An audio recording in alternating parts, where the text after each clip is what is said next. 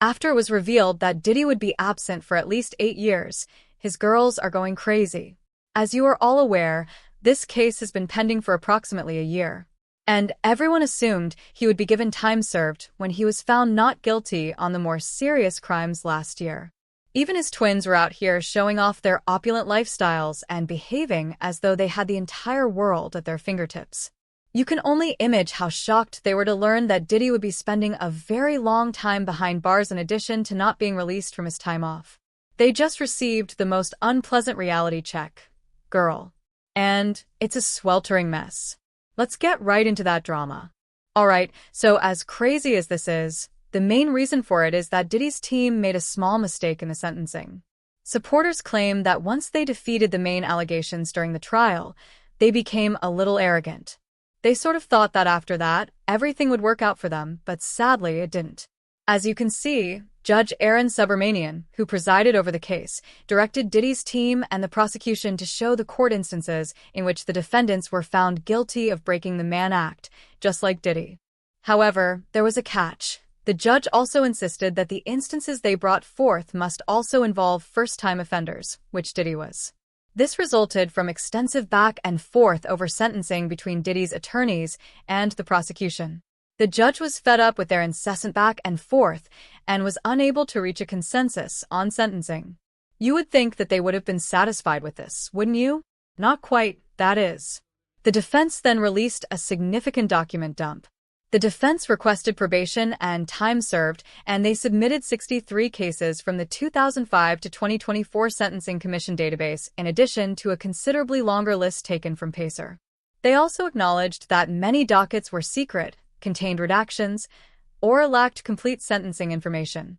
Their goal was to demonstrate that other defendants in comparable circumstances frequently received lower sentences, community service, or probation. As you can probably imagine, the submission left the judge without trustworthy examples to rely on because so many files lacked important information. For the purpose of comparing sentences, courts need reliable and comprehensive data.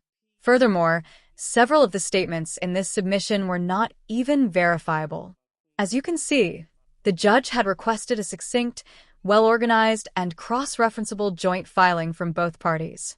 Instead, the defense bypassed that streamlined approach and brought in a whole lot of document lists that were far from what a court needed. Initially, it seemed like a smart strategy to make probation appear commonplace by stacking up case lists. It was evident that the defense wanted to demonstrate that judges gave out frequently rather than infrequently. Here's the catch, though. In the absence of the complete picture, numbers are meaningless. The true impact was diminished by severe blackouts, locked documents, and missing files. On paper, it appeared strong, but the thesis lacked supporting evidence. Additionally, nuances are always more important in sentencing than just sheer totals. To further complicate things, the papers were a bit hurried compared to what the court would have expected. The larger point they were attempting to make was eroded by each unfinished instance. The gaps made it seem less credible rather than demonstrating how frequently probation occurs. It doesn't matter how many instances they accumulate in the end. It concerns the validity of the argument. Details that you are unable to confirm simply do not hold up in court. The defense made a mistake because judges aren't influenced by arguments that raise more questions than they do answers. Those case lists were in danger of being completely disregarded due to the numerous technical errors in their submission. Transparency and consistency are the court's top priorities. That criterion is simply not met by a stack of documents that cannot be thoroughly inspected. The defense relied on loudness, but it failed because it lacked substance. The opposition was able to spin the record in their favor because of that disparity. The defense ultimately worked against itself as a result. Instead of making clear comparisons to Diddy's case, their submissions merely demonstrated the flimsiness and incompleteness of the evidence. Additionally, it provided the court with a convincing justification for exercising extra caution in their arguments. The government adopted the opposite stance, while the defense continued to pile on vague bulk filings. Their filing was more concise, straightforward, and supported by verifiable evidence. In response, the prosecution produced a simplified document they dubbed the clean example list of the government. It contained about 80 completely confirmed cases, all of which involved first-time offenders. Sentences in that group varied from about 18 months to 7 years, and in situations with extra variables like coercion or obstruction, some stretched closer to 8. Since everything was explained in detail, the court found it simple to compare those results to Diddy's. They used words and names to emphasize their points. Felicia Almastica received roughly 4 years. Christina Green's 5. Parks Rashawn. Brandon Wright, 7. A mark of 2.5. 5 Dylan Jordan's. Thiels Ronald. 18 months. Although the list scrolled swiftly, the message was clear. Here, suspended time or probation wasn't the norm. The fact that some of those cases matched the exact same standards the judge must apply for Diddy was what made the list more painful. Consider Mark Briner and Dylan Jordan, who were both found guilty based on those exact calculations.